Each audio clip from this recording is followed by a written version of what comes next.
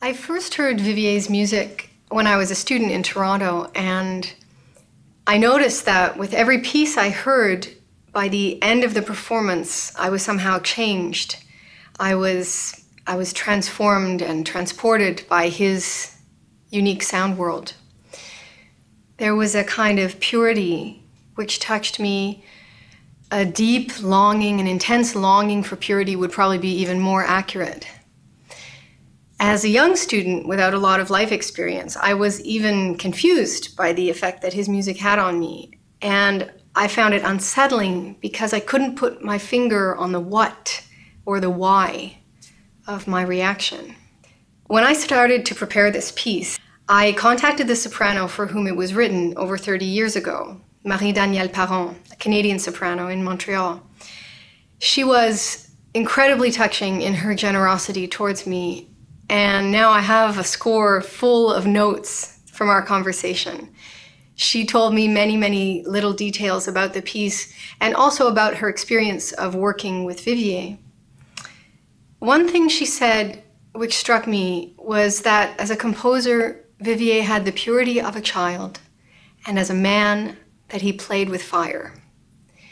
She said that as a singer of the piece, I need to dwell both in the child's world and also in a more passionate and sometimes desperate world of the adult. She said that I must let the piece have the two sides existing in tandem. Lonely Child begins with what seems to be a lullaby, in French, to a beloved child.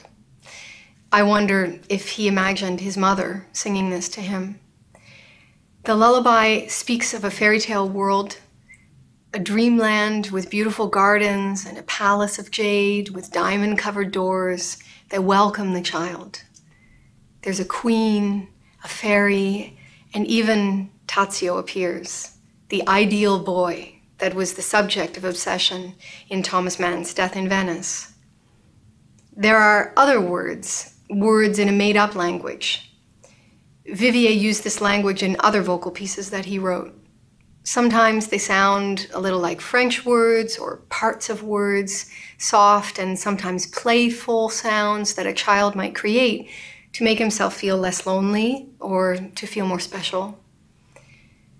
For me, the big feelings of the piece are longing, purity, sometimes desperation, all aspects of love that maybe has not been realized or even experienced. Maybe it's a longing for an unconditional love and the despair of realizing that it isn't there. Vivier himself described the piece as a long song of solitude.